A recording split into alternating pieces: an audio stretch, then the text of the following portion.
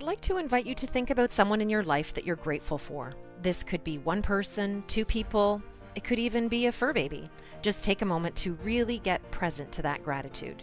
Now I'd like you to jot down or think about a couple of words that describe how having that person or people in your life makes you feel.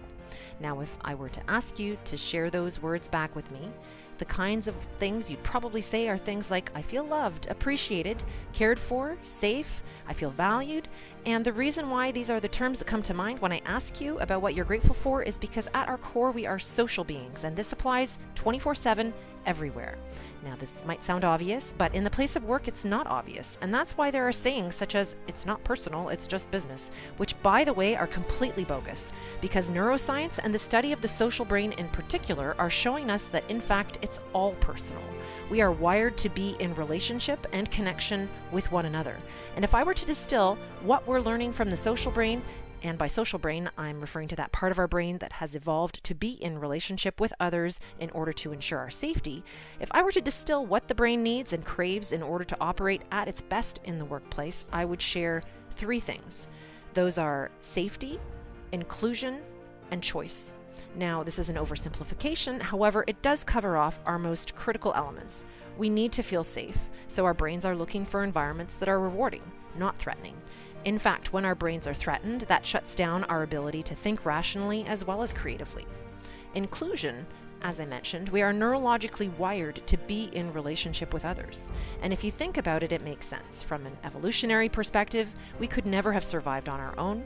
We are born helpless, and our only chances of survival are to be in relationship with one another.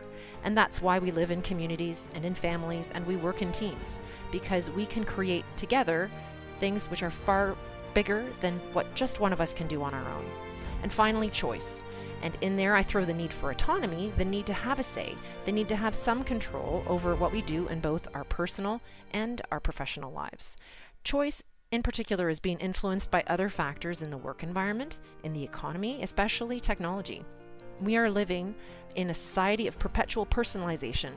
It's a world where Amazon seems to want to know what we want to buy even before we know we want to buy it. And employees are expecting that level of personalization in their workplaces. So if you look, for example, at the Mercer 2017 Global Talent Trends, you're going to see that employees are asking for things like more flexible work options. They want to have more autonomy and control in decision making. They want employers to understand their unique interests and skills. And at the end of the day, the report claims that people who felt they could not achieve their own career success at work, they want their organizations to take more time to get to know their skill sets. In other words, understand what's important to me, what I'd like to be doing, where I feel I can make a contribution. And speaking of contribution, we also know that people are looking for purpose and meaning in their work. People who are top performers find purpose and meaning in the work they do. Now that purpose could be at the level of global altruism, but it could also show up in many different ways. For some, it's the opportunity to express professional excellence, whatever that means to them. And for others, it could be creativity. For others, it could be having a great deal of autonomy over how they do their work, where they do it, and with whom.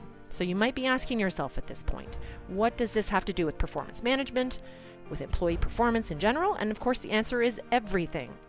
That is why on June the 13th, 2018, we're going to continue the conversation we started with you last year. Last year at this time, we began a conversation around why performance reviews don't work. Now it's time to continue the dialogue, to take a look at how do we make the work environment work, how do we maximize employee performance, and we're going to talk about that within the context of tapping into this social brain.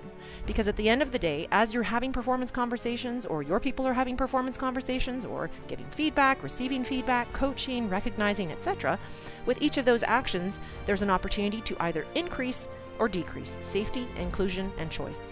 In the meantime, reflect on your performance management initiatives and recognition initiatives. Are they set up to enable optimal performance?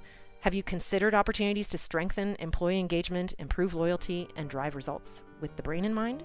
We hope you join us for this conversation to understand how you can leverage this intelligence to create a workplace that really understands how to create brain-friendly strategies for maximizing employee performance. You can visit the CMC website, and that is under upcoming events.